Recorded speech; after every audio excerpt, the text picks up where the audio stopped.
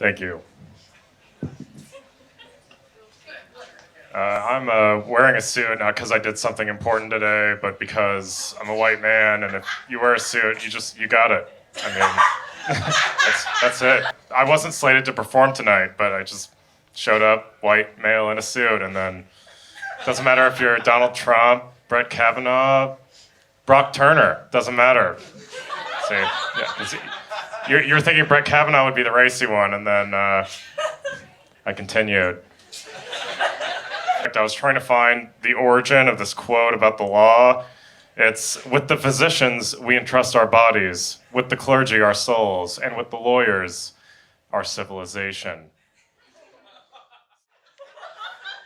So, what I found when I looked for this quote was that there was no precise origin, but there was a vaporous body of content on the internet about how lawyers are more essential than doctors, more prone to cheesy dialogue, and more sexually potent. The sources for these 3 points of information were bar association websites, Law and Order episodes, and the niche subgenre of lawyer pornography, respectively, in that order. I watched Jurisprudence, Queersay, Subpoenas, Pounding Miss Gavel, Tool of Law, but I couldn't find what I was looking for. I watched Attorneys at Love, At Her Knees, and still no luck. Putting my legal training to work, I expanded my research to include Tried and Convicted, Approach the Stench, Amicus Curiae, Perky Assets XXX, Two Clients' Assets Take a Pounding, and Hot Sexecutors Reveal Their Hidden Assets. Still no luck. A bit of inductive reasoning revealed that the assets thing had opened up a lot of doors within the industry. I watched Deblovo, Discovery, Public Pubic Defender, sorry. At this point, I couldn't help but notice that the quality and novelty of the punny titles had declined considerably. I thought I had 2 minutes, I'm just gonna keep going. I used to work in politics before law school, and what they don't really tell you is just, most of it is, you're just sitting in meetings with old people. The vibe is always that Republicans are sort of the like old crusty party, and Democrats are like new and diverse and young, but it's most of the Democrats are old white ladies, and when you have to go through the bylaws, you're just sitting in a room with like dying white women who are, it's like playing Dungeons and Dragons with old, like, just white people who are on Social Security. And I ran a campaign in Washington State, and it was like, thanks. We're all just sitting there. It's like an election for coroner. It's like the person who examines the dead bodies.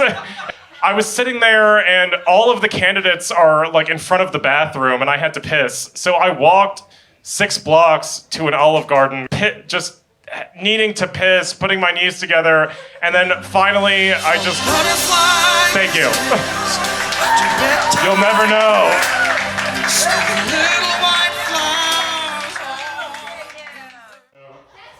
Yeah, so this is Bernie Sanders on herpes, police, and domestic abuse. And the top 1% of the police have 100% of the herpes. The top 10% of the top 15% of the domestic abuse in this country is done by the top 3% of 5% of American police. In my view, that is too much. Thank you. Like, what are you feeling? And I was like, I'm feeling kind of stressed out. That shit ton of people are about to die. And I don't know, it was just kind of this vaporous mass of people saying,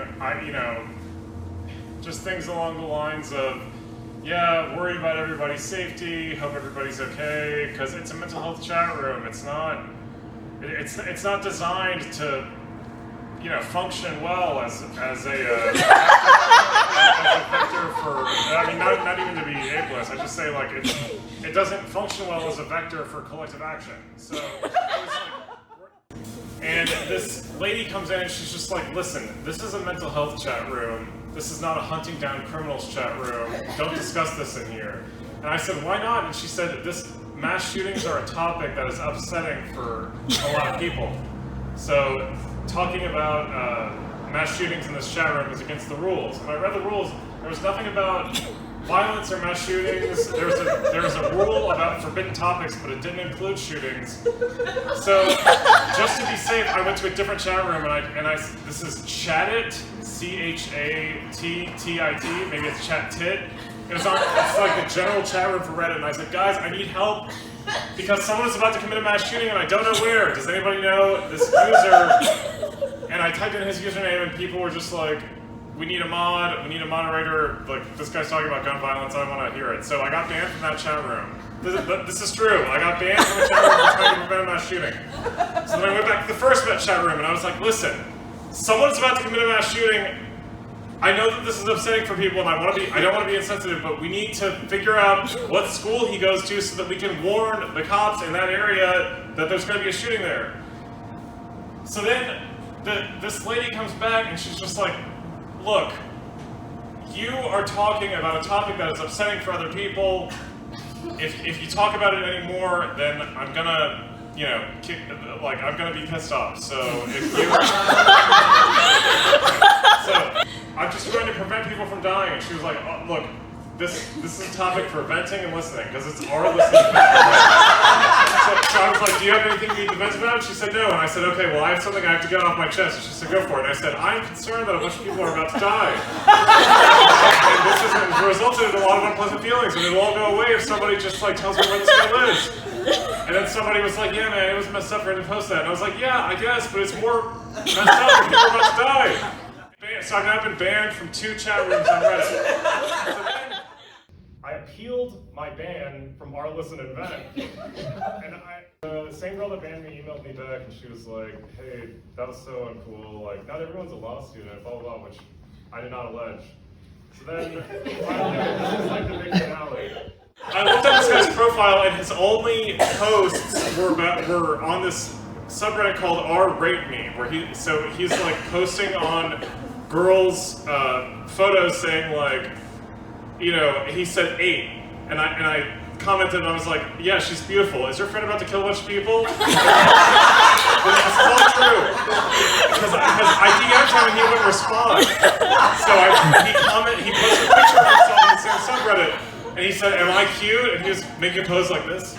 And I said, you look like a douchebag. Is your friend about to kill a bunch of people? And he wouldn't respond, so I DM'd him again, and I was like, look, we need to stop your friend from murdering all those people. And he said, yeah, I think he's about to do it.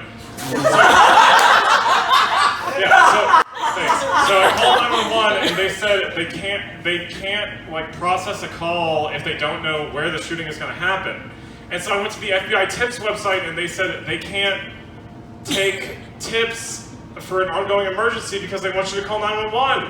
So I went to the US government website, and I went to the crime portal, and they said, we can only accept tips from if you're the victim of the crime or if you know the victim's name. And these victims are just people whose names I don't know who live in a city, and I don't even know where the city is. I traced the IP address myself. I found out that the shooter was going to be in Frankfurt, Germany. I called 911, or I called the cops in Frankfurt, and they said, I got a message back that was like, your account is not authorized to make this call. I called 911, and I was like, hey, it's me again.